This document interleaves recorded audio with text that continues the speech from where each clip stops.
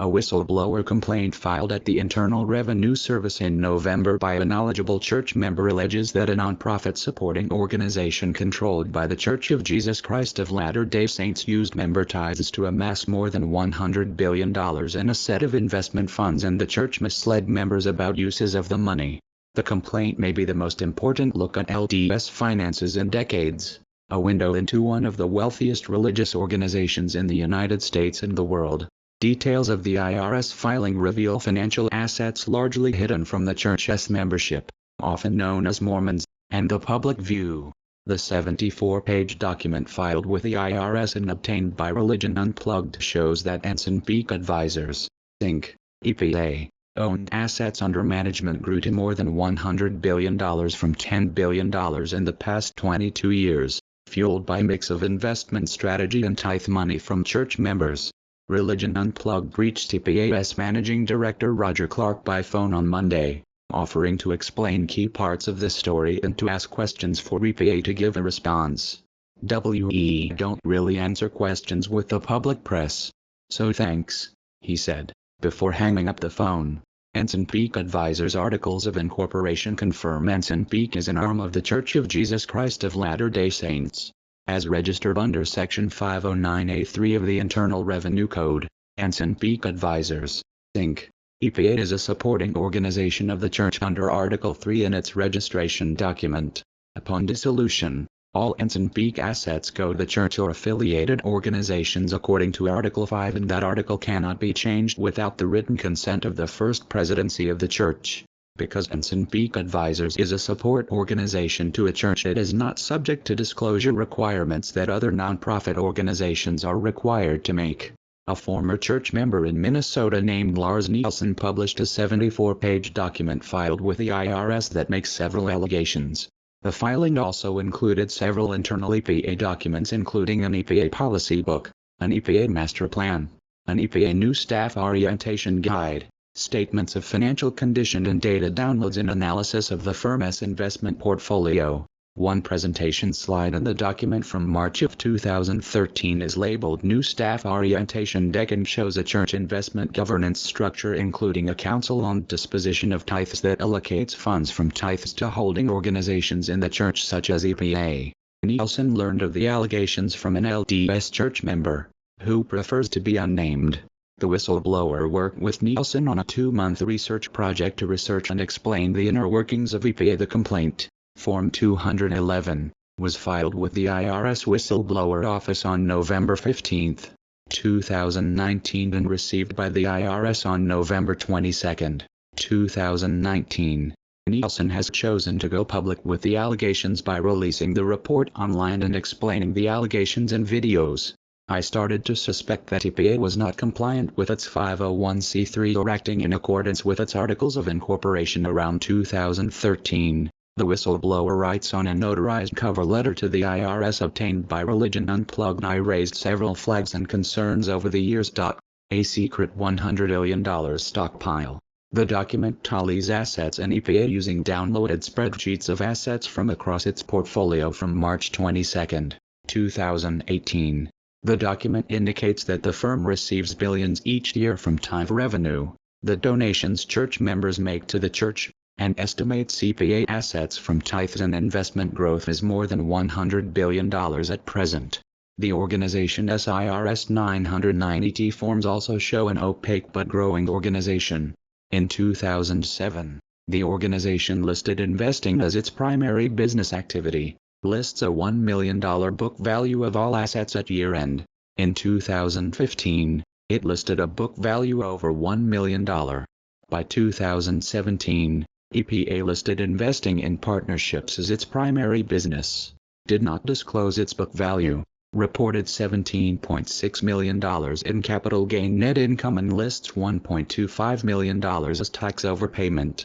Meanwhile, a letter on EPA stationery from January 9, 2017, signed by Vice President Greg Tarbett, offered credit information about the firm, saying, "Ensign Peak does not distribute financial statements.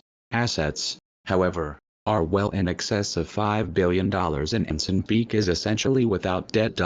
An internal EPA slide presentation from 2013 states that during the financial crisis period of 2008 and 2009, the firm experienced a temporary drawdown of close to $13 billion, noting that amount was greater than 30% of its portfolio at the time.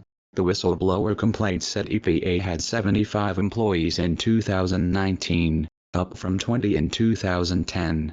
They work in a building in Salt Lake City, Utah, 60 East South Temple, Suite 400, that does not have a sign on the building or in the downstairs lobby according to the complaint. The company does not have a public website.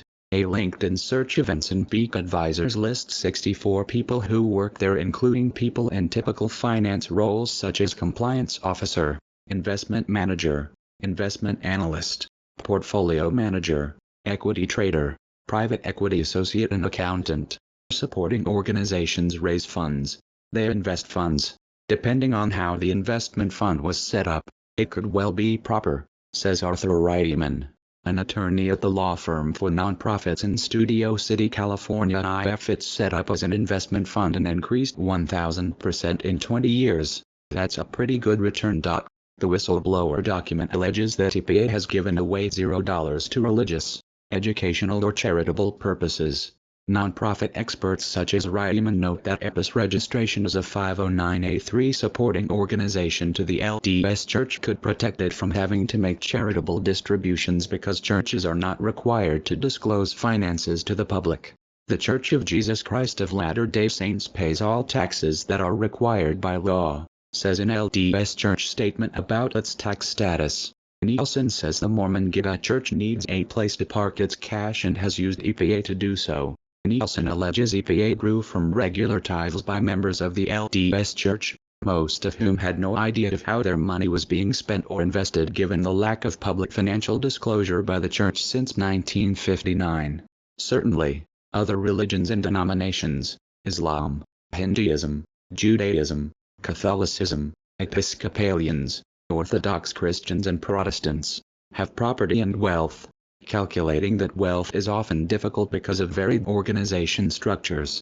For example, Catholic News Service reported in June that the Institute for the Works of Religion, often referred to the Vatican Bank, held assets worth $5.6 billion at the end of 2018. But that does not capture the vast real estate and financial profile of the Roman Catholic Church and its thousands of dioceses around the world, according to experts who spoke with TheStreet.com in 2015. Historic significance. If true as the whistleblower alleges, the size of the LDS Church holdings at EPA would represent a massive pool of capital of interest to the financial world, which pays close attention to the investment moves of large pension funds and major university endowments. Religion Unplugged called the Media Relations Office of the LDS Church on Monday and sent several questions by email. Church spokesman Eric D. Hawkins responded by email saying, "The Church does not provide information about specific transactions or financial decisions." He sent language from the Church's website such as its Principles of Church Finances section that includes, following sound financial principles over an extended period of time. The Church has grown from meager beginnings into a worldwide organization able to support its divine mission. Exhibits in the whistleblower complaint include internal documents, a master plan and presentation slides from EPA where it describes the purposes of its reserves to support prophetic initiatives, church operating budgets, backstops to pension plans and collateral for church purposes. The corporation's property is irrevocably dedicated to religious, educational and charitable purposes, meeting the requirements for exemption provided by Section 501(c)(3) of the Internal Revenue Code, and no part of the net income or assets of this corporation shall ever enter to the benefit of any trustee, officer or member thereof or to the benefit of any private person, says one provision of the Articles of Incorporation. The filing to the IRS alleges that EPA has made 0 religious, educational or charitable distributions in 22 years. According to tax experts, that may not be a problem for a 509(a)(3 organization, depending on more nuanced details of its registration which are not publicly available on the IRS website or the organization's 990 annual filings. EPA is the reserve of the reserves, a whistleblower is quoted as saying in the document. It suggests tithing surplus flows to EPA where it is merged, sliced and diced into portfolios and limited liability companies designed to fly under radars and reporting limits. The document obtained by Religion Unplugged makes several additional allegations about EPA. City Creek Center Mall. The complaint alleges a series of payments from EPA totaling $1.4 billion to help construct the City Creek Center Mall in Temple Square in downtown Salt Lake City, Utah, which features a retractable roof, luxury storefronts and simulated creek with live trout. The LDS Church and its developers aimed to create a new urbanism in downtown Salt Lake City. The mall was developed by Property Reserve, Inc., which is a commercial real estate division of the Corporation of the President of the Church of Jesus Christ of Latter-day Saints and retail manager Taubman Centers Inc. according to a press release from the LDS Church on October 3, 2006. These entities developed the mall during the financial crisis, which caused funding difficulties. The church and developers have not disclosed the entire cost of the mall according to an article in the New York Times on July 9, 2013. The whistleblower complaint pointed to the LDS Church-owned Anson magazine in 2006 that said no tithing funds will be used in the redevelopment of the area downtown. A year later, in 2007, the church-owned newspaper, the Deseret News, reported that money for the project is not coming from the LDS Church members' tithing donations. City Creek Center is being developed by Property Reserve Inc., the church's real estate development arm, and its money comes from other real estate ventures. In local TV station KUTV on October 3, 2006, also reported Presiding Bishop of the Church H. David Burton saying no tax dollars or tithes will be used in construction. The whistleblower complaint alleges that $1.4 billion of funding from EPA did go toward the mall project and came from a funding pool that included tithing dollars. A slide from an EPA internal presentation dated March 2013 entitled Framework and Exposures indicates $1.4 million was paid to the City Creek project over 5 years. The mall opened in 2012 with 100 stores and more than 700,000 square feet of retail space and is part of downtown Salt Lake City revitalization plans that includes office space and residential towers. No one will mistake it for the East Village, but downtown is starting to become a place people actually seek out to eat and play, said Jason Mathis of the Downtown Alliance to the Times article in 2013. The City Creek Mall rose as a competitor to another similar-sized downtown retailer called Gateway Mall, which opened in 2001 by the Boyer Company ahead of the 2002 Winter Olympics in Salt Lake City and was later sold to Illinois-based Retail Properties of America Inc. The Salt Lake Tribune reported on January 16, 2015, that Gateway saw its credit status, retailer occupancy and retail sales decline after City Creek opened. New York-based Moody's Investors Service noted that Gateway's occupancy rate dropped from 96% in 2010 to 78% in 2015 as an Apple Store and others decamped from Gateway to City Creek. Moody's noted the mall's reported value dropped from $163 million in 2010 to $75 million in 2014. The Tribune reported Gateway's annual sales fell from $210 million in 2011 to $100 million in 2013, citing data from the Utah Tax Commission. At the same time, City Creek's revenues grew from $0 to $250 million. Local news outlets reported that Gateway Mall became a ghost town and saw an uptick in crime, drug and homeless activity. It was sold to a new owner, Vestar, in 2016, which reportedly invested $100 million into the property.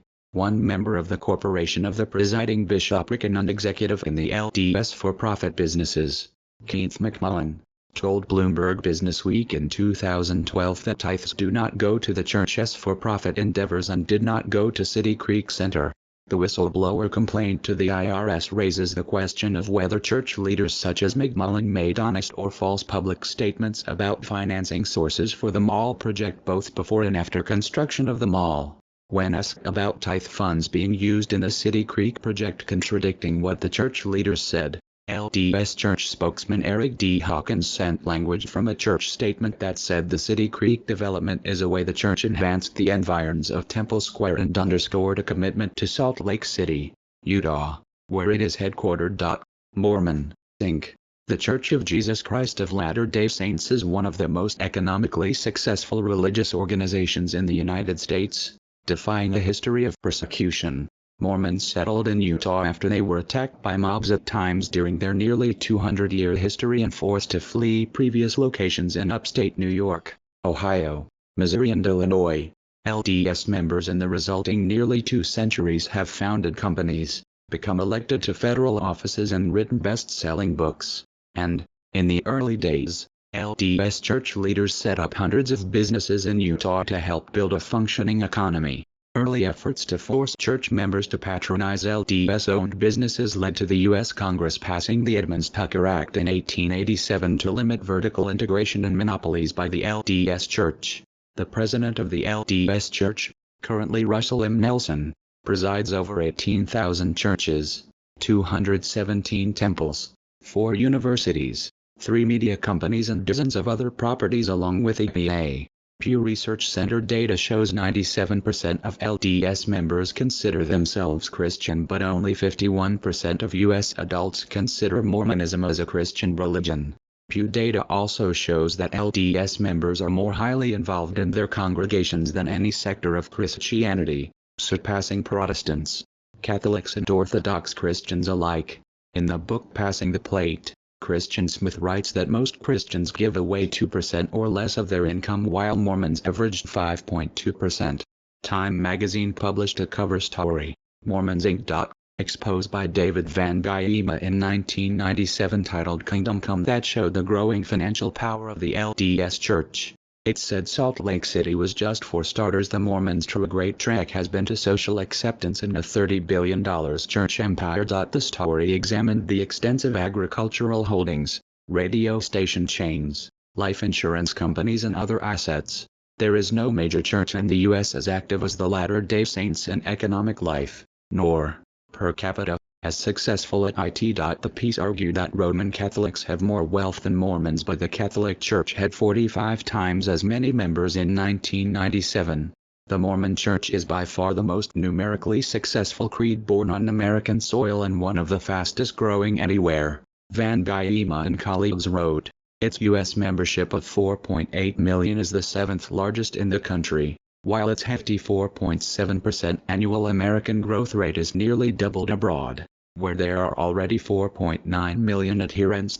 Now, 22 years later, the church is up to 16.3 million members by December 31, 2018, according to its Communication and Public Relations Department.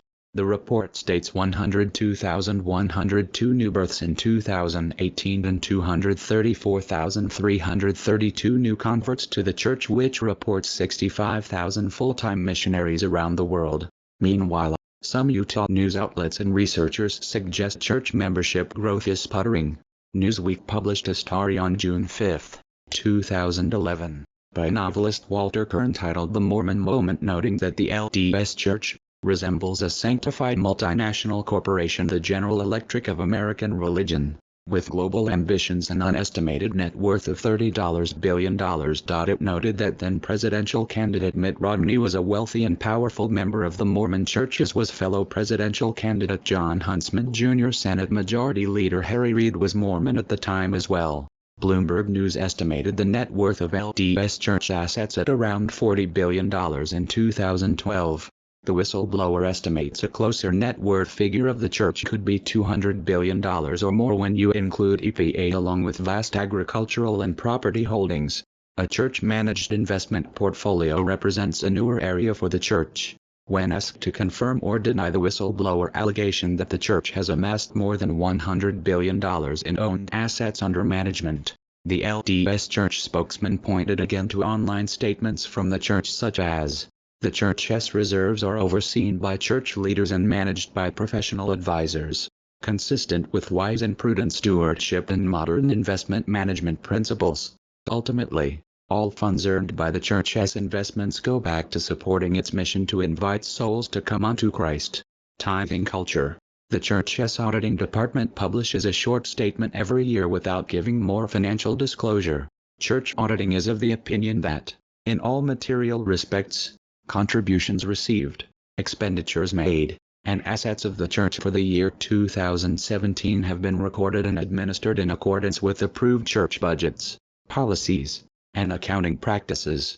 The church follows the practices taught to its members of living within a budget, avoiding debt, and saving against a time of need, said the statement for 2017, read aloud every April in the Saturday afternoon session of its General Conference.